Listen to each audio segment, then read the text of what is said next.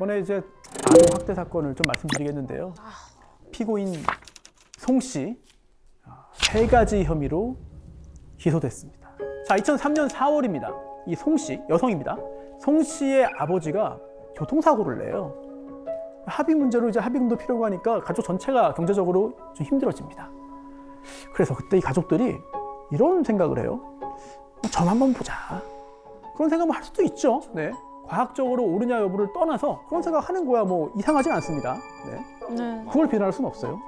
그런데 마침 이 송 씨의 친언니, 언니의 중학교 스승, 선생님이었던 진모 씨가 신내림을 받았어요. 그래서 교사를 그만두고 점 쳐주고 기도 대신해주고 이렇게 살고 있는 거를 알게 됐습니다. 그래서요, 이 진 씨에게 도움을 청했는데 그때부터 이 가족 전체가 이 진 씨에게 의존하게 됩니다. 진짜 문제야 이거 진짜. 이 진 씨 뭐라고 말했냐면 전생으로 인해서 너희 가족들 다 단명한다. 악업을 처리해야 되는데 그러려면 기도비가 필요하다. 기도 안 하면 더 큰 애군으로 너희들 다 고생한다. 그러니까. 나는 태양 그리고 달하고도 교신한다. 이런 허무맹랑한 이야기를 그런데도 이 송 씨 가족은 이걸 다 믿었습니다. 그래서요. 마음이 약해졌으니. 네, 맞아요. 예, 이 진 씨가 방생 기도를 해야 되는데 이 가족들이 송 씨 가족이 빚내서 사서 바친 거예요. 그리고 전국 사찰 뭐 돌아다니면서 기도하는데 그 따라다니고 이미 정신적인 지배가 이루어졌어요. 자, 그런데 이 가족들이 서로 뭐 얘기도 해보고 또 이렇게 얼굴 마주보고 있으면은 이상한 낌새를 눈치챌 수도 있어요. 그렇죠? 네. 네. 그러다 보니까 이 진 씨는 가족들끼리 또 떼어놓습니다. 야, 너희 가족들끼리 서로 영적으로 안 좋은 영향을 준다. 서로 연락 주고받지 말아라. 이 가족은 또 그 말을 또 믿습니다. 그대로 해요. 연락을 안 해요.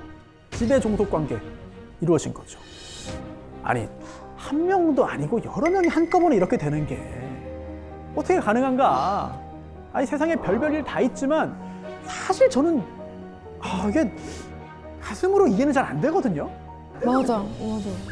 심리학자들이 이런 얘기 많이 합니다. 세상에서 가장 분리시키고 갈등하게 만들기 쉬운 조직이 가족이라고.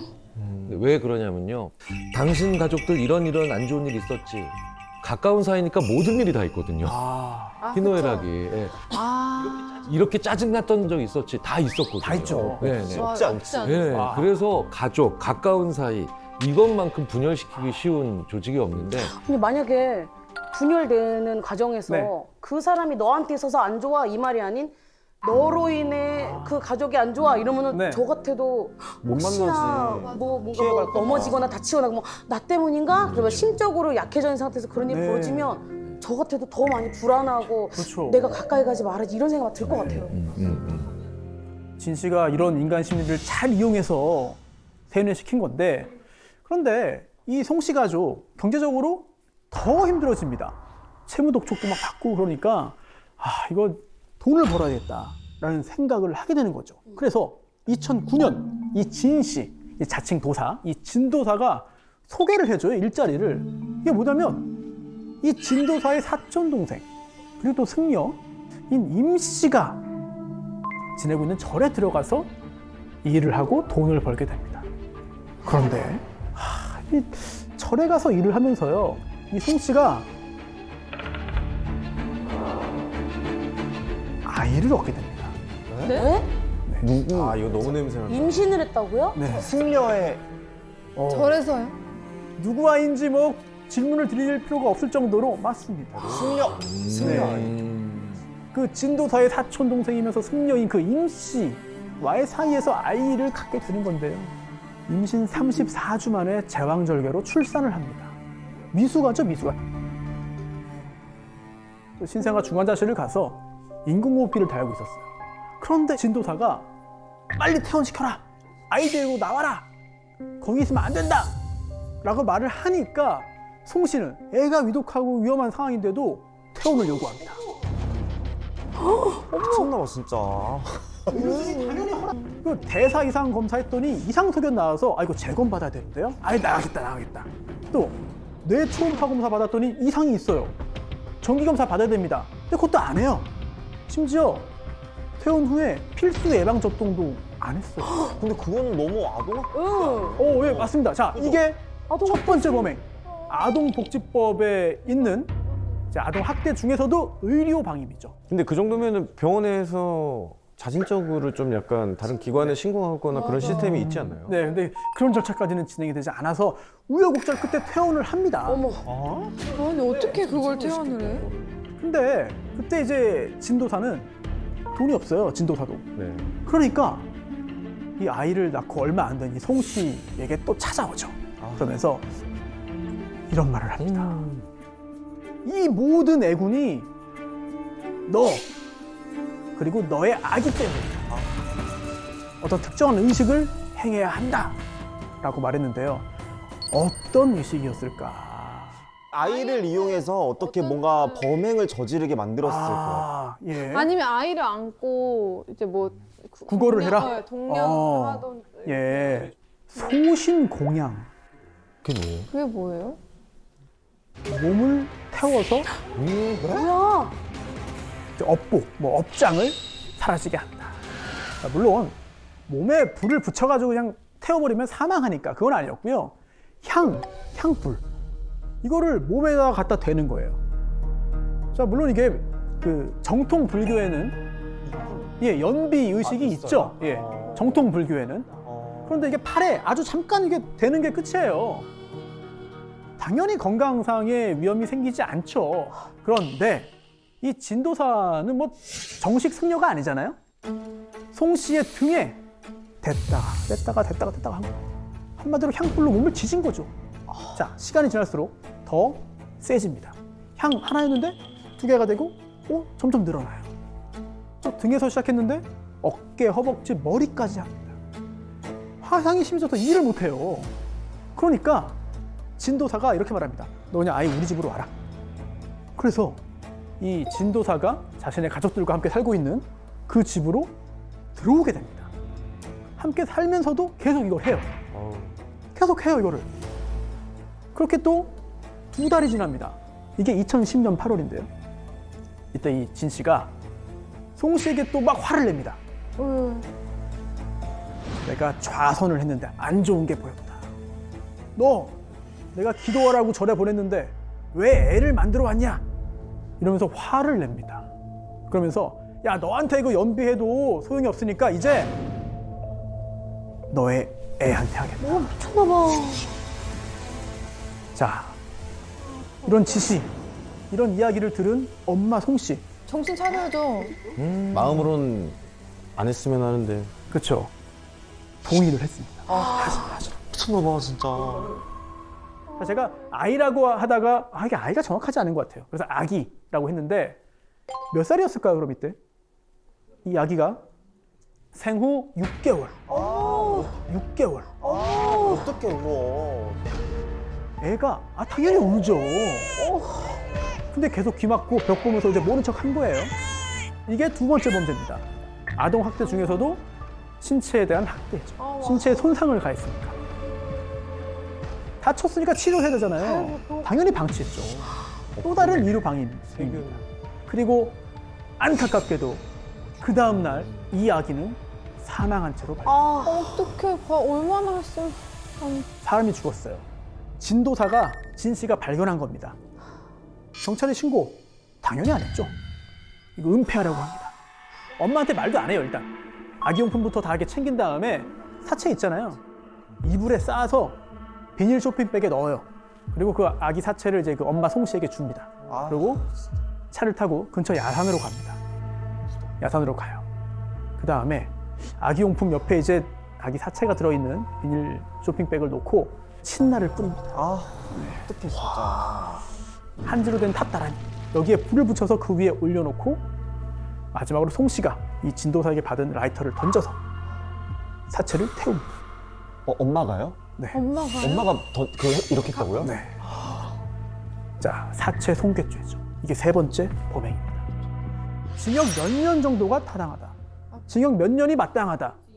그 아이도 모자라서 완전 정말 아기잖아요. 아이의 의사 표현도 할 수 없는 그 아기를 그렇게 했다는 것 말이 자체가 안 그것도 엄마가 하지만 지금 어떤 죄로 재판받는 것이냐? 살인이 아니에요. 그렇죠? 네. 세 개 말씀드렸잖아요. 아동학대, 네, 의료방임과 신체적인 손상, 그리고 사체 손괴입니다. 이미 죽은 상태에서. 그러니까 목숨을 끊는 과정은 없어서 그런 거예요. 뭐 그런 게 다 있어요. 그 세 가지로만 기소가 됐어요. 그 세 가지로만. 판사의 판결은 검사가 기소한 거에 대해서만 유죄, 무죄, 이건 인정돼 인정 안 되면 할 수 있는 거거든요. 네, 그래서 검사가 살인으로 기소 안 했는데 살인죄라고 할 수는 없는 겁니다. 네, 그건 배제하고 이 세 가지로만 판단할 수 있는 거고요. 여기서 또 하나, 지금 이 재판은 진도사에 대한 재판은 아니에요. 이 엄마 송 씨에 대한 재판입니다. 이걸 생각하셔야 됩니다. 진도사인데 진도사, 이 사건 벌어지고 그 다음 해에 죽었어요. 병으로 명이 다해서요? 팔자대로? 그렇죠. 너무 억울하다. 재판 결과 징역 2년. 예? 2년이요? 2년이고요. 아동학대 치료 프로그램 80시간 이수 명령까지 나왔어요. 저는 정말 이해가 안 돼. 너무 정말 가볍다. 이해가 안 돼. 제 애기들 볼 때 너네 의지로 태어난 게 아니고 엄마 아빠가 너희들이 보고 싶은 거야. 그래서 너희들이 세상에 온 거야. 그러면 거기 있어서 이제 걔의 역할은 끝난 거예요. 걔는 두 발로 걷기만 해도 칭찬받아야 하고 밥 먹어도 걔는 칭찬받아야 되고 똥만 잘 싸도 칭찬받는 애들이거든요. 근데 걔가 의지가 전혀 없단 말이죠. 그 엄마가 자기가 무슨 이상한 정신적으로 나약한 생각을 하던 간에 저는 그 형량 자체가 이해가 안 가는 거예요. 근데 대체. 이거를 심신미약 상태로 볼 수 있나요? 아니요, 심신미약은 이 재판에서 인정되진 않았어요. 그쵸. 네, 그런데도 징역 2년 나온 겁니다. 네. 징역 2년에 선고된 그 계산 방법을 좀 알아야 되겠죠? 네네. 재판에서 어떻게 형을 정하느냐? 이제 형법에는요, 각 죄마다 정해져 있는 그런 법정형이 있어요. 근데 피고인이 2개 이상의 범죄를 범해가지고 한꺼번에 재판을 받게 되면 어떻게 하느냐? 제일 무거운 형, 이거의 2분의 1까지만 가중을 해요. 이게 끝입니다. 이게 끝입니다. 예를 들어서 사기꾼이 도둑질도 했습니다. 사기죄, 절도죄죠. 같이 재판을 받아요. 네. 그러면 사기죄의 법정형은 10년 이하의 유기징역이고요. 절도죄는 6년 이하의 유기징역이거든요. 둘 중에 어떤 게 더 높습니까? 사기. 사기가 높죠. 네. 그럼 사기 10년 이하 징역이잖아요. 그럼 사기의 10의 2분의 1, 5. 그럼 15년 이하의 징역이 되는 거죠. 이런 식으로 계산을 합니다. 그 다음에 뭐 물론 다른 가중 요소, 감경 요소, 뭐 장량 감경 가능하고 이 처단형의 범위 중에서 선고형을 고르는 거죠. 이렇게 이루어지는데, 자, 이 사건 세 가지 범행이잖아요. 어떤 게 가장 네, 자, 시체에서. 굉장히 좋은 의문입니다. 뭐가 제일 중요한 죄인지를 알아야지 계산이 되니까요. 네. 아동의 신체에 손상을 가한 학대, 법정형 5년 이하의 징역 또는 3천만 원 이하의 벌금, 벌금도 가능한 거죠. 그리고 아까 말씀드린 의료적인 방임, 뭐 기본적인 보호, 양육, 치료 책임 안 하는 거잖아요. 이런 방임 역시 5년 이하의 징역 또는 3천만 원 이하의 벌금입니다. 사체 손괴 7년 이하의 징역이에요. 사체 손괴가 아동 학대보다 더 중한 범죄입니다. 그렇다면 이 세 개 중에 가장 무거운 게 사체 손괴. 7년 이하 징역이잖아요. 여기에 장기의 7의 2분의 1, 3.5 더해서 10년 6개월 이하의 징역에 처할 수 있습니다. 그런데 재판 결과 2년이 된 거죠. 심신미약은 인정이 안 됐지만 사실 진도사, 이 진도사의 사이비 종교관에 지배당한 상태였잖아요. 지시에 따라서 소극적으로, 수동적으로 협력했을 뿐입니다. 그리고 자기 아이잖아요. 자기 아이가 생후 6개월에 사망했습니다. 평생 엄마로서 죄책감을 안고 살 것이다. 이것도 형량을 낮추는 요소로 작용을 했습니다. 뉴스 보면 이런 거 나오잖아요. 아, 미국에서 누가 징역 500년형 받았다. 네.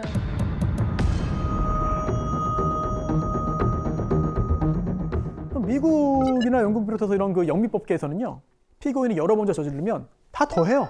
주마다 약간씩 차이는 있습니다만 대체로 징역형의 법정 상한을 두지 않는 경우가 많습니다. 그러다 보니까 뭐 수백 년, 수천 년 이런 것도 나올 수 있는 거죠. 그래서 미국의 한 30대 남성이 상습적으로 아동 성착취물을 만들었어요. 징역 600년형이 나왔습니다.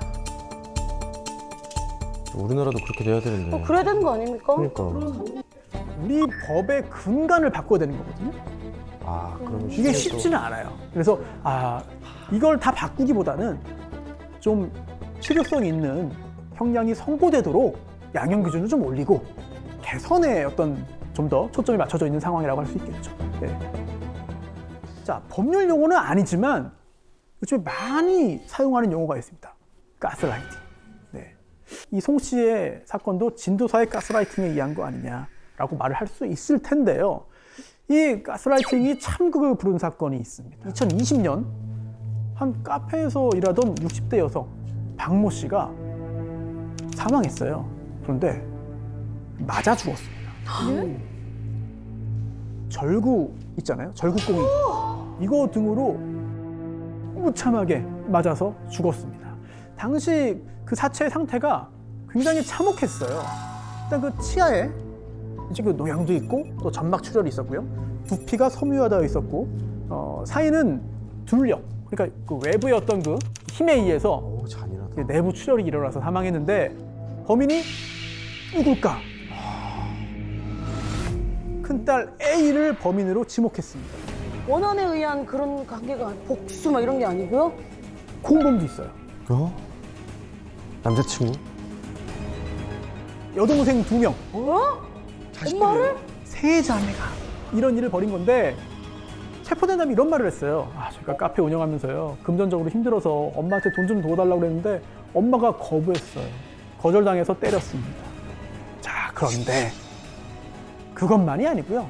사실 이런 극단적인 폐륜 범죄의 배후가 있습니다. 무속인 김 씨. 아, 나 지금 계속 소름 돋아. 네, 무속인은 이렇게 말했어요. 이 자매들에게 너희들 재벌가 그 남자들하고 결혼할 수 있어. 그런데 엄마가 길을 흔들어대가지고 그게 안 되는 거야. 그 사건 당일에도 이 세 자매가 이 김 씨와 메시지를 주고받습니다. 그리고 그 직후에 무참하게 엄마를 때려 죽였어요. 자, 그날 어떤 메시지를 주고받았는가? 어떻게 정신이 나갔나 뭐 저거를. 엄마에게 이런 걸 하라는 거잖아요. 잡아서 묶어라. 저 말은 법률적으로 보면 그냥 명령조다라고 볼 수 네네. 있지만 대단히 위험한 말이고 대단히 그 공격적인 말이죠. 왜냐하면 그게 자기 부모를 묶어 수치가 넘어가고 있어. 그러니까 말 하나하나가 대단히 날카롭고 그리고 굉장히 오랫동안 상처가 되는 말인데 그런 말을 듣게 만들었다면 엄청나게 많은 지속적인 세뇌가 있었겠죠. 저거 증거예요. 저희가 볼 때는. 맞습니다. 저건 자, 지시한 건데요, 정말? 그렇죠. 예, 지시가 인정됐습니다. 재판으로 넘어갔죠. 자, 세 자매 살인이 아니고요. 예? 아니, 이거는 뭐예요? 죽이려고 한 건 아니고 그냥 다치는 정도만 의도하고자 한 건데 결과적으로 사망했으니까 상해치사. 그런데 이제 그 존속이니까 가중처벌되죠. 존속 상해치사다. 살인은 아니었어요. 그래서 첫째 딸 A 징역 10년, 둘째, 셋째는 각각 징역 7년 받았습니다. 자, 무속인 김 씨 어떤 죄로 기소됐나? 살인교사 아니고요. 그거 아니에요? 살인교사 아니고 그거 얘기하려고 그랬는데. 죽이라고 한 건 아니다. 존속상해 교사 시켰다. 때리라고 시켰다는 거죠. 때리라고 시켰다. 징역 2년 6개월 나왔습니다. 그리고 대법원에서 이 형이 확정이 됐는데요. 그러면 요즘은 가스라이팅이 인정이 되는 거네요. 지금 대단히 중요한 또 법적인 쟁점을 좀 건드리신 겁니다. 사실 너 누구를 죽여, 누구를 때려 이렇게 직접적인 범죄를 지시하면 시키면 교사죄로 처벌받습니다. 그런데 문제는 그렇지 않은 경우도 있다는 거예요. 지배만 하고 교묘하게 조종만 하는 거죠. 이럴 경우에는 우리 법상 현재 처벌 안 돼요. 처벌하기 위해서는 죄가 명확하게 있어야 됩니다. 그런데 우리 형법에 가스라이팅 죄 없어요. 심리 지배 죄 없습니다. 정신적인 통제 죄 없어요. 그거를 어떻게 증거로 남기는가도 참 그런 것 같아요. 그렇죠. 문자가 와 있고 이렇게 하면은 예, 맞습니다. 뭔가 상해 이런 예. 거 가해라라는 그런 거라도 있는데 계속 말로만 하면서 정신적인 지배를 말로만 이렇게 오면서 그러면은 어떠한 증거도 없을 것 같아요. 맞아요. 항상 느낀 예. 건데 가스라이팅의 그 기준을 모르겠어요. 아. 사실은. 지금 이 두 분이 정말 중요한 말씀하신 겁니다. 왜냐하면 가스라이팅 죄를 따로 규정하고 싶어도 하기 어려운 이유가 가스라이팅이 뭐죠? 기준이 없어. 기준이 어디까지 하면은 가스라이팅이고 어디까지 하면은 도와주는 거고 어디부터는 법이 허용 안 하는 거고 어디까지는 법이 허용하는 거죠? 이게 애매합니다. 자, 우리가 애매하면 좀 다른 나라 사례를 좀 보고 참고할 수도 있어요. 영국, 놀랍게도 가스라이팅을 포함한 정신적인 통제 그 자체가 범죄가 될 수 있다. 최고 5년의 징역형을 부과할 수 있는 강압적인 통제라는 개념을 도입했다고 해요. 즉 폭력이 없더라도 심리적으로 자유를 구속하고 억압할 수 있다. 그게 죄다. 그 자체가 죄다라는 거예요. 자, 교수님께 한번 좀 질문을 드리고 싶습니다. 가스라이팅 자체를 범죄화해서 처벌하는 거 심리학적인 관점에서 볼 때는 어떻게 보시는지 좀 궁금합니다. 분명히 범죄죠. 심리학자들은 그렇게 생각하고 저도 그런 입장인데요. 대부분 그 말이나 그 행위 자체가 살해 지시가 아니다, 그렇게 극악하지 않다라고 생각들을 하시는데요. 저희는 이렇게 표현해요. 네. 안약은 전혀 유해하지 않은 것 같죠. 아니야. 예. 안약은 눈에 넣으면. 예. 근데 안약을 계속 옆에서 밥 먹는데 조금씩 타주면 그거 독약이거든요. 네, 그러니까 말의 자체가 증거로서 날카롭지 않다라고 해서 그게 실제로 사람한테 크게 상해를 안 입힌다라는 건 굉장히 근시안적 생각이거든요. 이 가스라이팅 우리가 점점 더 많이 사용하고 있는데 법적으로 어떻게 볼지 또는 심리학적으로 또 정신의학적으로 어떻게 볼지 좀 고민이 좀 많이 필요한 그런 영역인 것 같습니다. 자, 더 글로리 보셨습니까? 네. 네, 많이 보셨네요. 네. 학교 폭력당한 피해자의 복수극이잖아요. 그런데 이제 복수는 영화 드라마의 단골 소재예요. 맞아요. 네, 현실에서는 못하니까 영화라도 보고 드라마라도 보고 대리만족해라 뭐 이런 의미가 있지 않나 싶기도 한데, 그런데 만약 현실에서 복수극이 벌어지면 2000년 5월 과천의 한 공원에서 환경미화원이 뭘 발견해요. 아 제발 아니에요. 네, 토막나서 봉지에 담겨서 벌어진 사람의 발목. 어떡해. 발목만 발견한 겁니다. 경찰이 수색에 나왔습니다.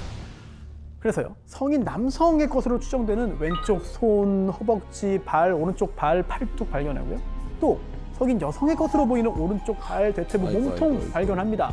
처참하게 토막난 시신 총 11곳에 나누어서 버려졌습니다.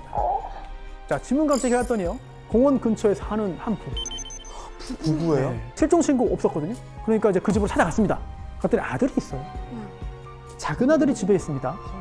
경찰이 부모님 시신이 발견됐다. 그런데 별로 놀라진 않습니다.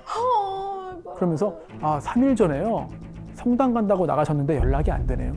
그 시신이 발견됐다는데 왜 안 돼요? 경찰이 수색을 했어요. 화장실 거실에서 혈흔이 발견됩니다. 결정적으로 시신을 담았던 그 봉지에서 그 작은 아들의 지문이 나왔습니다. 지난 21일 부부를 엽기적으로 살해한 뒤 쓰레기장에 버린 반인륜적 범행을 저지른 사람은 바로 그 부부의 둘째 아들로 밝혀졌습니다. 아들의 손으로 무참히 살해된 부부의 시신 일부는 쓰레기 봉투에 쌓인 채 인적 없는 개천변과 쓰레기장 등에 버려져 있었습니다.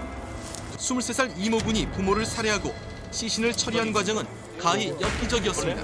이 둘째 아들 명문 K대학교에 다니던 학생이어서 더 큰 화제와 논란이 있었죠. 이 둘째 아들 이 씨라고 하겠습니다.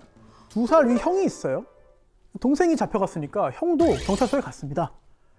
근데 경찰에 이런 말을 했어요. 그리고 그 한마디가 우리 사회를 굉장히 들끓게 만들었습니다. 그러니까 지속적으로 뭐 당한 게 있었나? 그러니까 학대, 나도 지금 학대 생각 어렸을 때 전문가들이 되어 가시는구나. 정확합니다. 정확합니다. 나는 동생을 이해한다. 그래, 그럴 것 같았어. 동생이. 공범 아니에요? 진짜 그렇게 공범은 아니었어요. 네, 공범 아니고요. 전혀 아니고요. 그거는 도대체 어떤 일이 있었기에 형은 부모를 살해한 동생을 이해한다고 말했습니다. 먼저 동생 이 씨의 성장 배경부터 보겠습니다. 자, 아버지는요, 회사 출신의 장교였고요. 어머니는 엘리트 집안에 태어나가지고 명문대를 나왔습니다. 맞선 봐서 결혼했어요.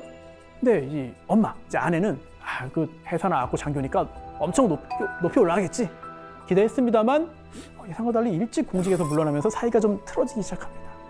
그리고 남편에 대한 기대가 자연스럽게 아들들에게 갔죠. 그런데 큰아들은 첫째는 좀 반항도 하고 저항도 하고 막 그랬어요. 그랬더니 온순하고 당하기만 한 둘째, 작은 아들에게 그게 또 다 몰린 겁니다. 유치원 다닐 때 뭐 문구점, 문방구 가면 뭐도 사고 싶고 보고 싶고 만지고 싶고 한데 맞아요. 이때도 눈치 보느라고 못하고 네. 초등학교 때도 수없이 혼나고 두들겨 맞고 심지어 중학교 때는 나는 우리 부모에게 쓰레기 취급받았다 라는 말을 합니다.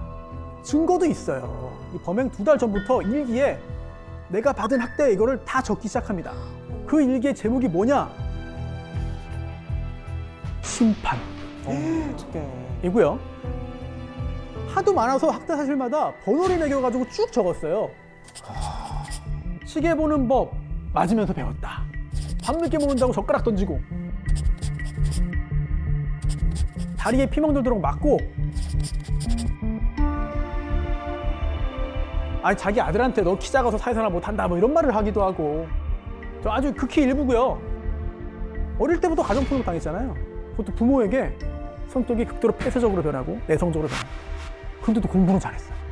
그래서 좋은 대학 갔는데 부모가 뭐라고 했냐? 서울대 못 간 실패한 자식 멍청한 자식 필요 없다 나가 죽어라. 외로. 그리고 사건 발생 열흘 전이에요. 열흘 전 형이 집을 얻어서 나갑니다. 나가는데 이 동생이 가서 집 나르는 거 도와주고 왔어요. 도와주고 왔더니 엄마가 물어봤습니다. 형이 다 잘했냐? 답을 했겠죠? 근데 엄마는 너 왜 이렇게 성의 없이 말하냐? 이러면서 또 막 화를 내요. 그랬더니 동생이 이제 발끈합니다. 생애 첫 반항을 해요. 생애 첫 반항. 왜 형한테만 관심을 가져요? 집까지 구해줬으면 됐지. 형이 집 얻었는데 그 보증금 필요하잖아요. 이거를 대출 받았는데요. 그 동생 이름으로 대출을 받아서 집을 구해줍니다. 얼마나 서운합니까? 그런데 도와주고 왔는데 또 이렇게 욕을 먹으니까 터져버려요. 그러면서 그동안 내가 받았던 서름, 억울함을 이제 직접 얘기해요. 생애 처음이에요. 처음. 그러면 이제 엄마가 어떻게 나왔을까? 나는 그런 적 없다. 왜 그때는 말 안 하고 갑자기 지금 말하냐? 이게 자식 도리냐? 정신병원에 하나 가라. 이렇게 몰아붙이고요. 그러고서는 아버지한테 또 혼난 거죠. 역시 마찬가지. 다 지난 거 왜 지금 얘기하냐? 이렇게도 모욕을 한 거예요. 얘는 혼자였네.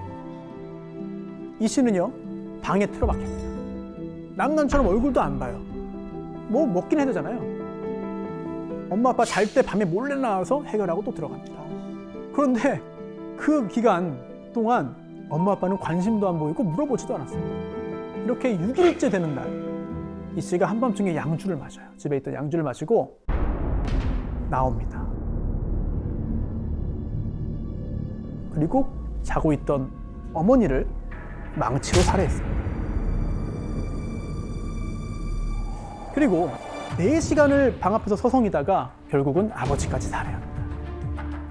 자, 경찰이 왜 죽였냐? 라고 물었더니 부모님이란 생각이 안 들었고 제 인생을 해코지하고 저를 못 살게 굴고 저를 그러면서요. 처음 사과를 내가 요구한 그날 사과를 듣고 싶었어. 네, 미안하다 한마디만 했어도 나는 다 잊었다. 결국 1심 사형, 2심 무기징역으로 내려가고요. 대법원에서 확정돼서 지금 무기수로 복역 중입니다. 근데 당시 기준으로 보면은요, 피해자의 수 1명 아니라 2명이에요. 피해자의 관계? 오, 부모를 죽였어? 끔찍한 범인 수법? 죽인 다음에 어떻게 했느냐? 등등등. 사형이 아닌 게 오히려 이례적입니다. 그동안 부모로부터 이제 받은 정신적인, 유체적인 그런 학대로 인한 피해의식이 강했고 스스로의 존재 가치를 상실했다. 절망감이 있었다. 이걸 고려한 건데 사실 이런 상황에 이르기까지 우리 이웃이 몰랐다는 거. 우리 사회의 책임도 일부 있다는 메시지를 사법부가 전하고 싶었던 게 아닌가라는 생각도 듭니다. 너무 마음이 좀 아프죠. 네. 자, 지금 이 사건은 이제 형법 배울 때 꼭 등장하는 법적으로 대단히 중요한 사건인데요. 1992년입니다. 1월 17일 자정 무렵인데요. 가정집에 강도 들었다는 신고가 접수되어 경찰이 현장에 도착했습니다. 방안이 이제 막 어지럽혀 있었고요. 강도는 이미 도망갔어요. 그런데 집주인인 50대 남성 김 씨, 이부자리에 가지런히 누워 있었고요. 발목이 묶여 있었습니다. 그리고 흉기로 이미 여러 곳을 찔려가지고 사망한 상태. 어떻게? 강도 살인인 거죠. 네. 근데 피해자가 더 있어요. 방 안에 함께 있던 21살 딸. 손목이 테이프로 이제 결박돼 있었고요. 또 브래지어 끈이 끊겨져 있었지만 뭐 특별한 외상은 없었습니다. 흉기가 발견됐고요. 집안 여기저기서 지문이 나왔습니다. 다 확인해봤더니 가족이 아닌 지문이 하나 나왔습니다. 범인일 가능성이 매우 높죠. 그리고 사건 이틀 후 경찰이 그 지문의 주인을 찾아서 잡아왔어요. 잡아와가지고 범인 잡았다. 이 사람 맞냐? 라고 했더니 이 김양이 보자마자 주저앉았습니다. 그러면서 제가 그랬습니다. 제가 범인입니다. 아, 자기가 그냥 그랬다고요?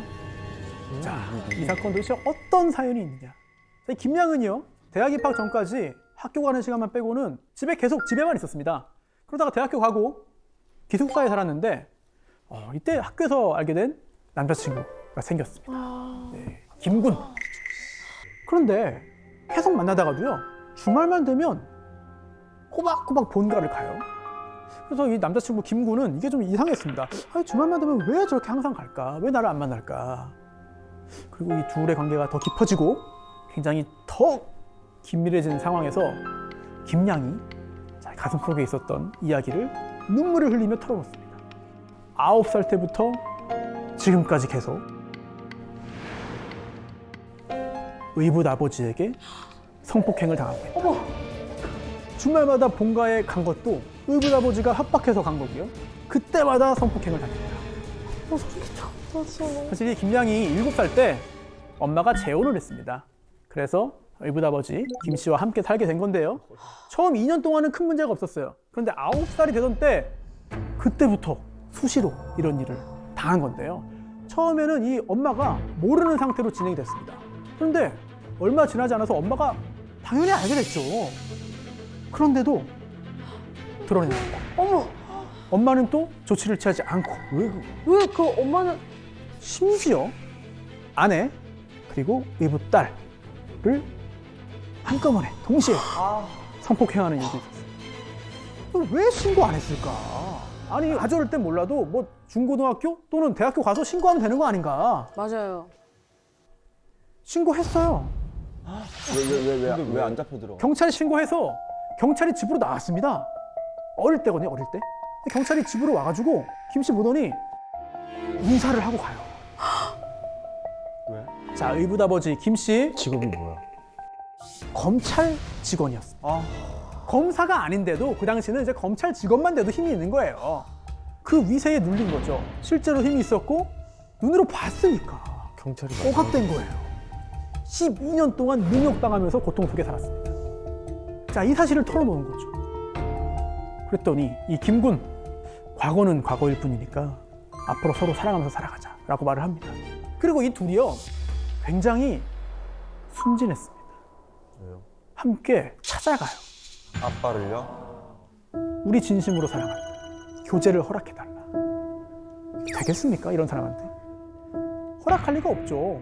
김 씨는 의붓 딸을 그냥 성적인 놀이개로 삼았잖아요. 그거 이상이 아니잖아요.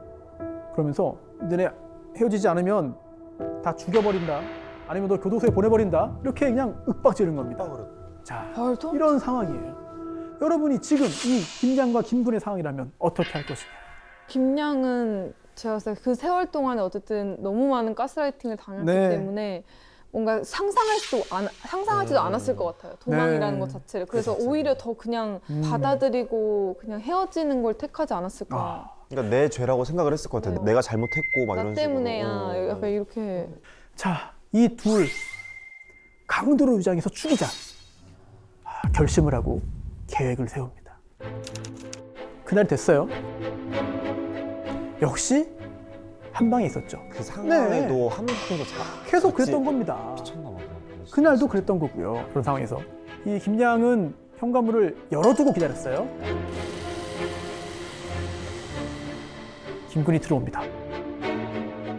김 씨가 덮고 있던 이불을 덮고 양팔을 눌러서 꼼짝 못하게 한 다음에 우리를 놓아달라. 마지막으로 요구하고 부탁합니다. 하지만 김 씨는 눌린 상태에서도 저항을 했습니다. 그러자 들고 있던 흉기로 살해하게 됩니다.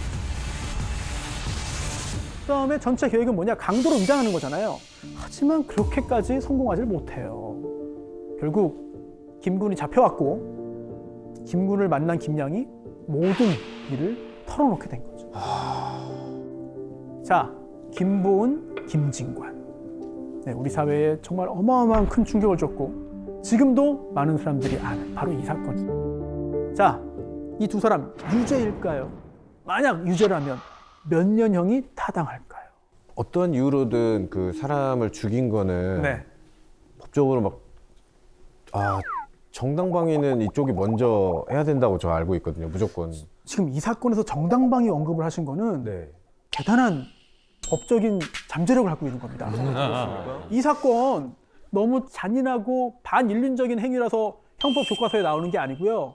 정당방위 때문에 나옵니다. 네, 저는 그거라고 생각을 해서 무죄. 무죄. 네. 도와달라고 호소할 만큼 다 했잖아요. 부모님한테도 그렇죠. 호소하고 예. 경찰에도 신고하고 그러니까 네. 더 이상 그치. 도와줄 수 있는 곳이 없잖아요. 네. 희망이 안 보였을 것 같아요. 맞습니다. 뭔가. 호소할 만큼 근데 했잖아요. 이게 끝없이 피해를 당했고 피해자지만 어쨌든 제가 가해자가 돼버리는 거잖아요. 그렇죠. 그 순간. 그렇죠. 저는 그만큼 사실 법이 그만큼 저를 지켜줘야 된다라고 생각을 하는데 그렇지 못했기 때문에 결국 내가 가해자가 네. 되더라도 내가 당신을 심판하겠다라는 의미가 되는 건데 법이 정신을 좀 차리고 심판을 네. 해야 우리가 그게 우리를 지키는 일이라고 저는 생각을 하고 내가 가해자가 안 되려면 이 사건의 시작부터 끝까지 다 말씀하신 거예요. 저희가요? 우리 넷이서 뭘 했다. 오늘 고생하셨습니다. 우리도 이 사건 듣고 참 충격받고 이야기를 많이 할 수밖에 없잖아요. 당시에도 많은 사람이 구명운동에 나섰습니다. 보은이, 진관이는 무죄입니다. 아, 저도 저기에 서명했던 사람 중에 한 사람. 아 진짜요? 무슨 일이에요? 예, 성폭력 특별법 제정. 22명의 무료 변호인단이 정당방위 무죄 주장을 했습니다. 김보은 양은 검찰 간부에게 항거할 수 없었다. 경찰을 비롯한 외부의 도움을 청했지만 도움을 못 받았다. 지속적인 성폭행, 살해 위협. 김보은 양은 그런 상황에 처했었고 또 김진관 군은 도운 거니까 정당방위다, 무죄다라고 주장을 했습니다. 하지만 재판부는요, 정당방위는 아니라고 봤어요. 그럼 형을. 정당방위의 요건, 또 정당방위가 성립하기 위해서는 뭐 어떤 요건을 갖춰야 하는지, 이 사건은 왜 정당방위가 아닌지 대법원 판결문에 남겨져 있습니다. 굉장히 중요한 자료가 되고 있고요. 자, 1심 김진관 군 징역 7년, 김보은 양 징역 5년 실형이 나옵니다. 항소했어요. 김진관 군 징역 5년, 7년에서 5년이 되고요. 김보은 양 징역 5년에서 징역 3년 내 집행유예 5년 풀려납니다. 대법원에서 그 형이 확정이 되는데 사람을 죽였는데 집행유예로 나오다니, 이런 생각을 또 하게 만든 사건입니다. 그리고 우리 사회가 이런 성학대 사건에 더 큰 관심을 갖도록 만들었습니다. 재발하지 않기 위해서 성폭력 특별법 만들어라 지금 요구했잖아요. 아까도 실제로 만들어졌습니다. 이 사건을 계기로. 그리고요, 뒷얘기가 조금 남아있어요. 대법원 판결 나온 게 92년 12월입니다. 자, 그 다음에 93년에 당시 그 대통령이 김영삼 대통령인데 특별 사면을 합니다.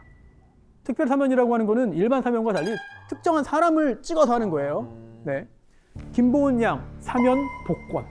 네, 사면 복권. 김진관 군 자녀 형기 절반이 이제 감형돼서요. 95년에 출소했습니다. 자, 30년이 지났잖아요. 지금 우리나라 대한민국은 어떤가? 이 가정 내에서 이런 극악무도한 성폭력으로 고통받는 아이가 없다고 장담할 수 있는가? 아닙니다. 네, 또는 가해자에 대한 수사와 처벌이 아주 신속하고 적극적으로 제대로 잘 이루어졌다고 자신 있게 말할 수 있는가? 아이들이 이제 안전하게 보호받는 세상을 만들어서 제2의 김보은, 제2의 김진관이 생기지 않도록 해야 할 책임이 우리에게 있는 것 같습니다. 미국 콜로라도주 리틀턴시에 위치한 콜럼바인 고등학교에서 졸업반 학생 2명이 별다른 이유 없이 약 900여 발의 총알을 난사한 사건입니다. 에릭 해리스와 딜런 클리볼드는 총과 폭탄으로 무장하고 학생 12명과 교사 1명을 살해하고 24명에게 부상을 입힌 다음 스스로 목숨을 끊었다. 역사상 최악의 학교 총기 난사 사건이었다. 일명 콜럼바인 총격 사건으로 불리는데요. 당시 언론에서는 이 사건에 대해 웅장하게 계획됐고 끔찍하게도 만약에 그것이 실현되었다면 총기 난사뿐만이 아닌 폭탄 테러였을 것이라고 보도하기도 했습니다. 가해자 에릭 해리스와 딜런 클리볼드가 본래 카페테리아에 2개의 폭탄을 설치해 터뜨릴 계획이었지만 기폭 장치가 작동되지 않았기 때문이죠. 만약 그 폭탄들이 터졌다면 사상자는 크게 늘어날 수 있었습니다. 당시 카페테리아 내에는 약 500명의 학생이 있던 것으로 추정되었는데요. 폭탄이 작동하지 않자 두 학생은 총을 들고 학교 안으로 들어가 돌아다니며 총을 난사합니다. 이후 이들은 출동한 경찰과 총격전을 벌이던 중 스스로 목숨을 끊는 극단적인 선택을 합니다. 당시 피해자와 가해자 모두 아이들이었기에 사회적 파장이 더더욱 컸습니다. 그 끔찍한 날 뒤로 16년이 흘렀다. 그 16해를 나는 아직도 여전히 알 수 없는 일을 이해하려고 애쓰는 데에 바쳤다. 그리고 누구보다도 나 자신에게 묻고 또 물었다. 내가 대체 무엇을 놓친 건지, 어떻게 그걸 놓칠 수 있었는지. 엄밀하고 철저하게 우리 가족의 삶을 파헤치고 일상적 사건이나 대화를 곱씹어보며 내가 놓친 단서를 찾았다. 나는 가해자의 엄마입니다는 제목 그대로 콜럼바인 총격 사건의 가해자 딜런의 엄마 수 클리볼드가 쓴 책입니다. 책에는 저자 수가 사건이 벌어지기까지 무엇을, 어떻게, 왜 놓친 건지 의문의 퍼즐 조각들을 끼워 맞추려고 자신과 아들의 삶을 파헤치고 일상을 곱씹어보는 과정이 고스란히 담겨 있습니다. 말로 풀어내려면 적어도 3년, 길게는 5년 이상이 지속될 이야기를 500페이지 가까운 한 권의 책으로 압축해서 적어낸 겁니다. 아들의 살인과 자살을 받아들이기 위한 엄마 수의 노력은 가상하지만 책 제목을 보는 순간 우리 마음속에는 다른 의문이 피어오르죠. 가해자의 가족이 이렇게 책까지 쓰면서 그 이야기를 할 필요가 있나? 죄책감을 가지고 조용히 살아야 하는 게 아닐까? 독자에게도 온갖 의문을 불러일으키는 이 책을 읽기란 쉽지 않은 일입니다. 가해자의 이야기에 귀를 기울일 만큼의 심적 여유가 아직은 없기 때문이죠. 저 역시 마찬가지였습니다. 그럼에도 불구하고 임상심리학자, 나아가 트라우마 상담가로서 수가 대체 무슨 이야기를 하고자 하는지 들어보아야 할 의무감과 책임감에 눌려 이 책을 읽기 시작했습니다. 사실 이 한 권의 책을 읽는데 한 달이 넘게 걸렸습니다. 이 무거운 이야기를 단번에 읽기 어려웠고 읽는 동안 악몽도 적잖이 꾸었습니다. 하지만 과연 부모가 자식을 어디까지 책임지는 것이 건강한 것인지에 대해 좀 더 깊이 생각해 보게 되었습니다. 누군가 범죄를 저질렀을 때 우리는 자동으로 그 범죄가 그 사람의 성격 특성 때문이라고 생각하게 되는 것 같습니다. 그러다 보니 당연히 그가 어떤 집에서 태어나 어떤 부모의 가르침을 받고 성장했는지에 주목하고 종종 모든 것이 부모의 잘못된 훈육 탓이라고 귀인하는 경향이 있습니다. 때문에 누군가 악의적인 행위를 했을 때 심지어 그 사람이 성인임에도 불구하고 우리는 본능적으로 악행을 저지른 당사자뿐 아니라 그의 가족, 특히 부모가 연대 책임을 져야 한다고 생각하는 것 같습니다. 자식이 부모가 만들어낸 결과물 내지 소유물이라고 생각하기 때문이죠. 물론 자녀의 기질과 성격이 부모의 유전자와 양육 방식이 적지 않은 영향력을 행사하는 것은 분명한 사실입니다. 하지만 자녀는 부모와 분리된 독립적인 개체로 처우되어야 하고 자녀의 색깔에 맞게 성장할 수 있는 기회를 부여받아야 하며 아무리 어린아이라도 자신의 선택과 결정에 대한 책임을 부모가 아닌 본인 자신이 직접 질 줄 알아야 합니다. 그렇다고 해서 범죄자를 너그러이 이해해 주자고 주장하는 건 결코 아닙니다. 범죄자를 용서할 수 있는 권리는 오직 피해자에게만 있습니다. 우리에게는 범인을 용서할 권리도 피해자에게 범인을 용서하라고 권할 권리도 없습니다. 저자 수 클리볼드는 대학에서 장애인 학생들을 가르쳤고 지역 활동에도 활발히 참여했던 평범한 엄마였습니다. 무엇보다 어릴 때부터 아이들을 돌보는 아르바이트를 했고 석사 학위를 딸 때는 아동 발달과 아동 심리 과목들이 필수였죠. 때문에 순진하게도 지식과 경험을 통해 단련된 직관이 있으니 우리 아이들을 잘 키울 수 있을 것이라고 생각했다고 합니다. 둘째 딜런을 낳을 땐 더욱 자신감이 붙었죠. 이렇게 수의 둘째 아들 딜런은 미국의 전형적인 중산층 가정에서 자상한 부모, 형과 함께 자랍니다. 이것이 언론이나 대중들이 주목했던 가해자 딜런의 특징이었습니다. 아주 평범하면서도 사랑받고 자란 10대 청소년이 어떻게 범죄를 저지를 수 있었느냐는 것이죠.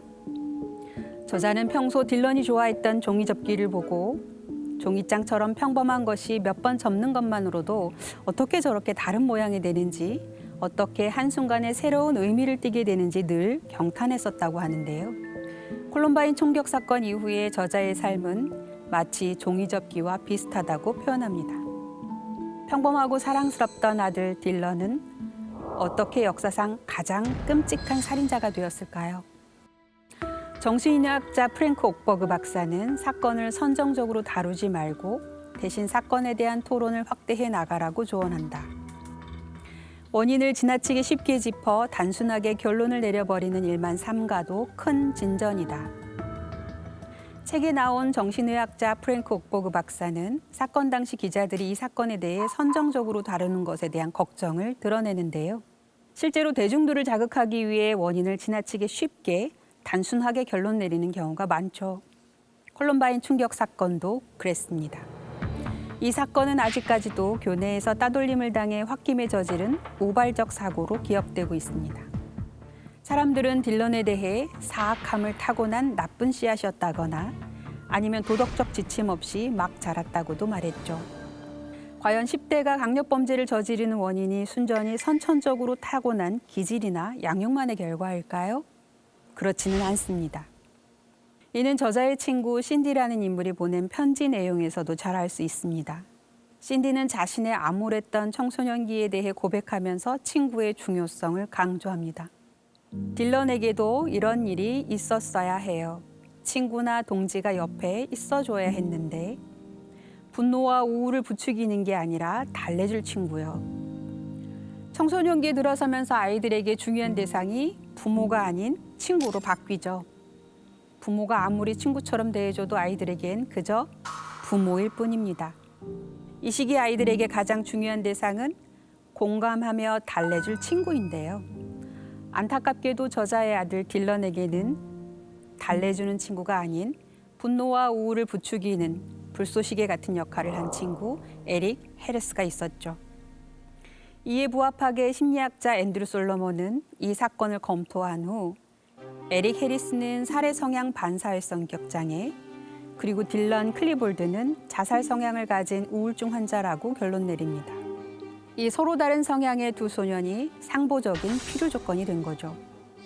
친구 때문에 모든 일이 벌어졌다고 볼 수는 없지만 우울함에 빠져 죽고 싶었던 딜런이 사이코패스 성향이 있는 친구 에릭을 만나 죽이고 싶은 욕구가 생겼다는 것이 그의 주장입니다. 실제로 사건 이후 딜런의 방에서 정신과 의사가 처방한 항우울제가 나왔고 자살 계획을 적은 일기장, 그리고 총기와 폭탄을 실험한 동영상도 발견됩니다. 아동기에 부모를 통해 세상을 배웠다면 10대는 친구를 통해 세상을 배웁니다. 10대 아이들에게는 또래 집단에서 느끼는 소속감과 유대감이 상당히 중요한데요. 이 때문에 가끔은 또래들의 압력에 못 이겨 심지어 자발적으로 불법적인 행동을 하기도 합니다. 그렇다 보니 함께 어울려 노는 친구 무리가 어떤 성질을 띠느냐가 중요할 수밖에 없죠. 그렇다면 부모는 어떤 역할을 해야 할까요? 인생을 많이 살아본 어른의 눈으로 질 좋은 친구와 나쁜 친구를 가려가며 사귀도록 조종해야 할까요? 이 질문에 답하기에 앞서 질이 좋다, 나쁘다를 판단하는 합리적인 기준이 무엇인지 알아보아야 합니다. 여러분은 같은 사람인데도 상황에 따라 극명하게 다르게 행동하는 경우를 본 적 없으신가요? 저는 이런 경우를 자주 목격하는데요. 같은 성향도 어떤 상황을 만나느냐에 따라 달리 발현되기 때문입니다. 물론 본래적으로 악하다고밖에 볼 수 없는 사람도 없지는 않지만 적어도 대부분의 경우 상대방의 질은 환경, 특히 나의 반응에 따라 달라지곤 합니다. 결국 친구의 질을 결정하는 가장 중요한 변수는 나 자신인 셈이죠. 본론으로 돌아가서 부모의 눈에 나빠 보이는 친구가 자녀에겐 충분히 좋은 친구로 지각될 수 있습니다. 때로 좋은 친구인 줄 알았는데 알고 보니 속이 시커멓고 사악한 친구였을 수도 있겠죠. 이럴 때면 부모는 아이의 눈을 보며 거봐, 내가 좋은 친구 아니라고 했지. 이렇게 자녀에게 실패를 인정하도록 종용하곤 합니다. 하지만 이때 부모가 해야 할 역할은 실패를 인정하고 앞으로는 자신의 결정에 따르도록 압박하는 것이 아니라 좋은 친구를 탐지해내는 데 실패한 자녀를 위로하고 탐지 전략을 수정, 보완하는 과정을 돕는 것. 그리하여 자녀 자신만의 고급지고 지혜로운 전략을 구축해 나가도록 돕는 것입니다. 기억하셨으면 좋겠습니다. 아이들은 부모가 자신의 친구를 부정적으로 평가할 때 그것을 자신에 대한 부정적 평가로 해석하곤 한다는 것을요. 그렇다고 해서 자녀의 친구 관계에 무심해도 된다는 말은 결코 아닙니다. 중요한 건 평소 자녀가 주로 어울려 노는 친구에 대해 솔직하게 터놓고 말할 수 있도록 해주는 것입니다. 친구에 대한 평가는 잠시 내려놓고 아이가 누구와 어디에서 무엇을 하며 어떻게 노는지, 그것을 통해 무엇을 배웠는지, 어떤 좌절을 느꼈으며 그 좌절을 어떻게 극복해 나가고 있는지 관심을 기울이는 것이 핵심입니다.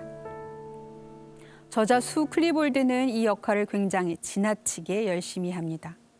여기서 저자가 삐끗해버린 건 아들이 오로지 에릭이라는 질 나쁜 친구를 만났기 때문에 총격 사건을 벌이게 되었다는 미련을 끝까지 버리지 못한다는 점입니다. 그러나 그에게서도 분명 배울 점이 많이 있습니다. 그는 아들이 살인자라는 사실을 회피하는 것이 아니라 직면하고 받아들이는 것을 선택한 건데요. 1999년 4월 20일 저녁에 내가 누릴 수 있는 위안은 없었다. 갑자기 부끄러움이 몰려왔다.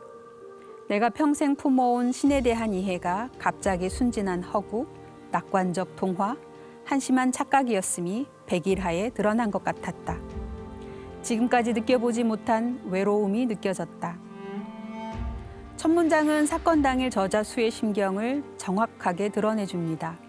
가해자의 부모인 저자는 어디에서도 위안을 얻을 수 없을 뿐 아니라 위안받고자 시도하는 것이 모렴치한 것이라고 느꼈던 것 같습니다. 익숙한 세계로부터 갑자기 내쳐져서 낯선 세상에 던져진 듯한 느낌이라고 설명할 수 있습니다. 이후 저자는 딜런을 키우는 일, 이 아이를 만들어내는 데 들였던 모든 사랑과 노력이 가장 비참한 방식으로 끝났다고 표현합니다. 그가 할 수 있는 그리고 해야 하는 일은 몇 달, 몇 년이 걸리더라도 그동안 몰랐던 아들을 이해하기 위해 할 수 있는 모든 일을 다 하는 것이었죠. 흔히 이해할 수 없는 건 그대로 수용하라는 말을 많이 하는데요. 사실 인간에게는 이해보다 수용이 더 어렵습니다. 본능적으로 이해를 위해 고군분투하는 것은 이해해야만 수용이 되기 때문인데요. 하지만 수는 고통과 책임을 회피하지 않고 직면하기로 결정합니다. 회피는 또 다른 정신병리를 낳는다. 그러므로 통제하려 애쓰거나 회피하지 말고 받아들여라 라는 말이 있습니다. 가해자의 부모로서 피해자들을 위해 자신이 할 수 있는 최선을 다합니다. 이런 면에서 모든 범죄자의 부모가 이 엄마 같았다면 이라는 생각을 해봤습니다. 그러다가 2017년 온 국민을 분노하게 한 인천 초등학생 살인사건의 주범 김양의 부모가 떠올랐습니다. 10대 김양과 20대 초반인 공범 박양이 초등학생을 살해한 뒤 시신을 훼손해 유기한 사건이었죠. 이 사건에 대해서 대중들을 더욱 분노하게 한 건 김양 부모의 부적절한 행동입니다. 김양이 감형을 받기 위해 구치소에서 아스퍼거 증후군 관련 서적을 읽었다는 것이 밝혀졌기 때문이죠. 의사인 김양의 부모가 넣어준 책입니다. 당시 사람들은 어떻게 부모로서 저럴 수 있는가 하고 분개했습니다. 실제로 정신감정 결과 김양은 아스퍼거 증후군일 가능성이 높다는 평가를 받았습니다. 하지만 그에 앞서 제가 심리분석을 실시했었는데요. 적어도 그 시점에서는 김양에게서 아스퍼거 증후군의 징후가 전혀 관찰되지 않았습니다. 그랬던 김양이 몇 달 뒤에 갑자기 아스퍼거 진단을 받았다니 저도 굉장히 놀라웠는데요. 아스퍼거는 발달 장애로 날 때부터 가지고 태어나는 질환이기 때문에 구속 후에 갑자기 발병하는 일은 결코 있을 수 없습니다. 결국 이 사건의 재판 과정에서 김양의 아스퍼거 장애 여부와 그로 인한 심신 미약 내지 상실 여부가 중요한 쟁점으로 부각되었습니다. 저는 공판 과정에서 증인으로 법원에 출석해서 김양에게서 아스퍼거의 징후를 발견하지 못했다고 증언했고, 이를 들은 김양은 자신이 아스퍼거가 분명하지만 발달력 정보가 잘못 제공된 것 같다면서 정신감정을 다시 받게 해달라고 요구했습니다. 놀라운 일이었죠. 아스퍼거 증후군을 앓고 있다면 자신의 득실을 그렇게 빨리 판단해서 요구하는 능력이 부족하기 때문입니다. 상상도 하기 싫지만 만일 여러분의 자녀가 살인을 저질렀다면 아이를 끝까지 믿으시겠습니까? 아니면 아이에게 등을 돌리시겠습니까? 저자 수는 아들을 잃은 비통함은 한켠에 두고 자신의 아들 때문에 가족을 잃은 사람들에 대한 감정을 극대화하려고 애쓴 것 같습니다. 톰은 희생자에 대해 아는 일, 그들이 어떻게 죽었는지 아는 일이 너무 고통스러워서 피하려고 했다. 내 생각은 달랐다. 내 아들이 한 일 때문에 평생 고통에 시달릴 사람들에게 내 마음을 보여주어 티끌만큼의 평화라도 전할 수 있기를 바랬다. 죽거나 다친 사람들을 하나로 뭉뚱그려 희생자 집단으로 치부해버리고 싶지는 않았다. 특히 수는 피해자를 희생자 집단으로 객관화하지 않으려고 애썼고, 그들을 위해 특별한 관심을 기울이고 그들의 방식을 고려해 용서를 빌고자 애썼습니다. 수는 자신의 공포를 이유로 진정성 있는 사과를 미루거나 자기 방식대로 쉽고 빠르게 해치우려 들지 않았습니다. 딜런의 손이 만들어낸 끔찍함에서 벗어날 길은 결코 없을 것이다. 다른 곳으로 간다고 하더라도 진실로부터, 그 낙인으로부터 멀어질 수는 없었다. 어디로 가든 이 공포스러운 현실은 우리를 따라올 것이다. 저자가 사건 이후 다른 동네로 이사가지 않은 것도 독특한 점인데요. 대부분의 경우 사회적인 낙인 때문에 야반도주하는 경우가 많습니다. 그런데 저자는 어느 곳으로 가든 사회적 낙인으로부터 벗어날 수 없다는 것을 깨닫고 그 낙인과 마주하기로 하죠. 여기서 잠깐 저자의 가족들을 대하는 이웃들의 배려심 있는 행동에 주목할 필요가 있습니다. 이웃들은 저녁거리로 준비한 자신들의 음식을 클리볼드에게 가져다 줍니다. 저자는 이때의 일을 따뜻한 유리 접시를 꼭 안고 있자니 아직도 우리에게 다정하게 대하는 사람이 있다는 사실이 아주 중요하게 여겨졌다고 표현하는데요. 이 책에서 놓치지 말아야 하는 부분입니다. 저자에게는 살뜰하게 챙겨주는 이웃이 있었던 거죠. 진정한 돌봄을 실천하는 건강한 공동체 말입니다. 저자를 향한 이러한 돌봄은 이웃들에게 그치지 않았습니다. 내가 근무하던 지역 대학을 이끄는 총장은 내가 복귀하기 일주일 전에 직원 전체에게 메시지를 보내 나와 함께 일하는 데에 문제가 있는 사람은 언제든 자기에게 찾아오라고 말했다. 직원들이 언론의 끝없는 질문 공세에 잘 대처하도록 벌써 지침을 내려놓았고, 도움이 필요한 사람 누구라도 찾을 수 있게 상담사도 배치했다. 저자의 직장 상사가 보인 굉장히 세련된 배려인데요. 저자가 얼마나 힘들지 충분히 공감하기 때문에 아주 세밀하게 특별 지시를 미리 내려놓은 거죠. 저자가 직장에 복귀했을 때 동료들은 지침대로 행동합니다. 언론사에서 수 클리볼드에 대해 물어보기 위해 줄기차게 전화를 해댔지만 일하는 사람 누구도 인터뷰를 하지 않습니다. 어느 날 한 기자가 대체 왜 아무도 인터뷰를 하지 않느냐고 묻자 전화를 받은 직원은 수가 좋은 사람이기 때문이라고 답하기도 합니다. 저자는 이 경험을 다른 사람들의 공감과 동정을 직접 경험할 수 있는 기회가 되었다고 표현하는데요. 아주 가까이 지내는 직장 동료들, 이웃들이 자신을 믿고 지지해주는 것만으로도 저자에겐 큰 버팀목이 된 거죠. 사실 글을 읽는 내내 수가 속해 있는 집단 공동체의 보살핌 문화가 몹시 부러웠습니다. 안타깝게도 저의 경험상 살인범이 아니라 살인사건의 유족임에도 불구하고 건강한 관심과 적절한 돌봄을 제공받기는커녕 사회적 낙인과 편견에 시달리며 고통스러워하는 일이 드물지 않았기 때문이죠. 물론 머리로는 저자의 이웃이나 직장 동료들처럼 살뜰히 챙겨주고 지지할 것 같지만 그게 그리 간단하지만은 않습니다. 관심과 호기심 내지 관음증적 욕구는 한 끗 차이라서 자신의 욕구를 면밀히 검열하지 않는 한 구분이 쉽지 않습니다. 심지어 진정한 위로의 말조차 살인으로 가족을 잃은 이들에게는 상처가 될 수 있습니다. 예를 들어 묻지마 살인으로 누뚱이 막내딸을 잃은 어느 아버지는 사건 이후에 가능한 시장에 가지 않으려 애쓰셨습니다. 시장에 가면 동네 어르신들이 몰려와 안타까움을 듬뿍 담은 목소리로 아니 어쩌다 그랬어? 라고 말하시거든요. 어쩌다 그랬는지 알 리 없는 아버지는 할 말이 없는 거죠. 경우에 따라서는 뭔가 잘못했으니까 그런 거 아니야? 라는 의미로 들려 상처를 줄 수도 있습니다. 많은 사람들이 하는 부적절한 말이 또 있죠. 산 사람은 살아야지입니다. 가족을 잃고 죽지 못해 사는 분들에게 이 말은 텅 빈 위로, 최악의 경우 비아냥거림으로 들릴 수 있습니다. 힘내, 이 말도 유족들을 괴롭히는 말일 수 있습니다. 힘내라는 말로 힘이 난다면 얼마나 좋을까요? 힘내라고 재촉하는 것보다는 힘든 시간을 보내는 이들의 곁에서 묵묵히 함께 머물러 주는 것이 더 낫습니다. 여기에 수의 이웃들이 그랬던 것처럼 따뜻한 음식을 말없이 챙겨주거나 집 앞에 눈을 쓸어주는 것, 작은 부탁을 들어주는 것과 같은 돌봄이 추가된다면 가장 안전하고 적절한 돌봄이 될 수 있습니다.